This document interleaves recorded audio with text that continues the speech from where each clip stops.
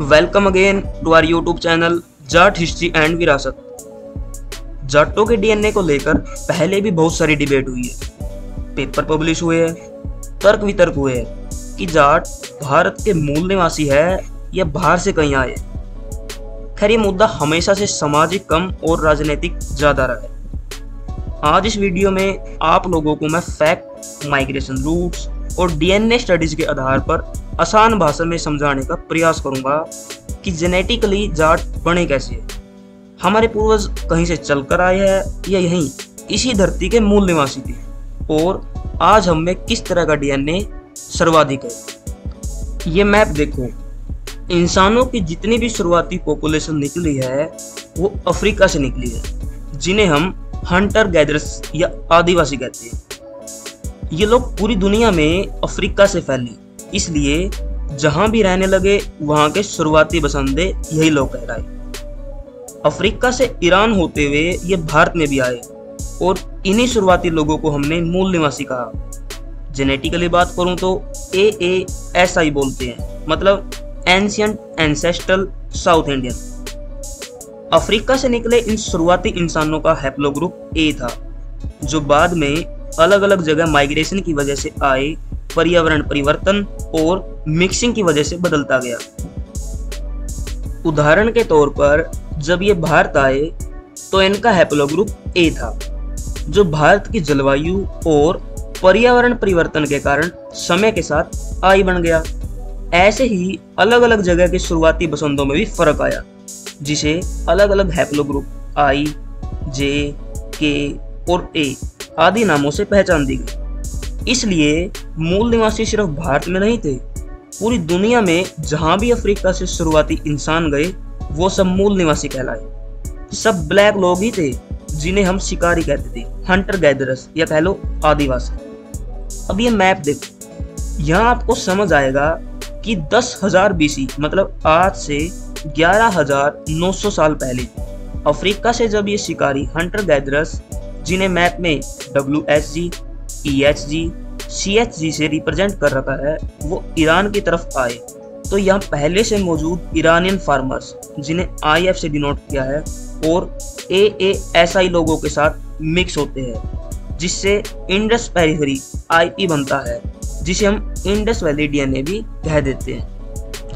हरियाणा, पंजाब, पाकिस्तान में फैली हुई सिंधु घाटी सभ्यता में अब तक जितने भी कंकाल मिले हैं उन सब में यही डीएनए था, और ईरानियन फार्मर AASI व हंटर गैदरर्स का मिक्स था। अब ये है अपनी मेन पॉपुलेशन। इसमें आपको पता चलेगा कि यमनाया कैसे बनी। उससे पहले मैं आपको बता दूं कि यमनाया का डीएनए ही जाटों में सबसे ज्यादा है, जिसे हम स्टेप डीएनए भी कहते हैं। यमनाया बने हैं ईस्ट हंटर गैदरर्स EHG और कोकेशियस हंटर गैदरर्स CHG के मिक्स से। ये जो नई नस्ल निकल कर आई EHG और CHG के मिक्स से, इसे हमने बोला step EMB, early middle bronze as. यहाँ से वो गए कोडिड की तरफ और वहां से फिर घूम कर आए संथास्टा की तरफ। मैप में देखो, जहाँ स्टेप MLB लिखा हुआ है, मतलब आज का सेंट्रल एशिया, उसे ही संथास्टा बोला गया है। जब हम स्टेप MLB की बात करते हैं तो मतलब हम बात करते हैं R1AZ93 की, इसलिए जो मेन हैप्लोग्रुप है वो है R1AZ93। इसी से इंडोसीथियन और इंडो आर्यन दोनों ब्रांच निकली है।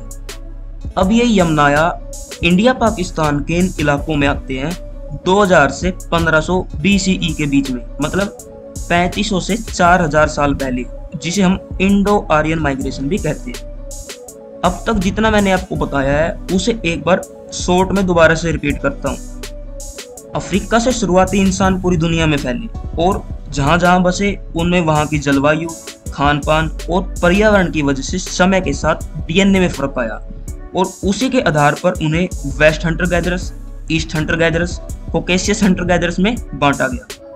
वेस्ट हंटर गैदरर्स और कोकेशियस हंटर गैदरर्स की जब मिक्सिंग हुई तो यमनाया नस्ल निकल कर आई।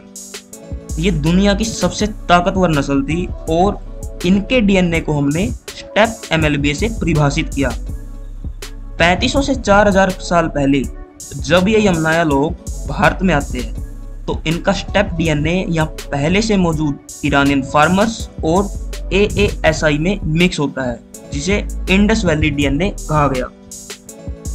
अब सबसे अहम हम लोगों के लिए ये समझना है कि ANI और ASI क्या है, वह बने कैसे।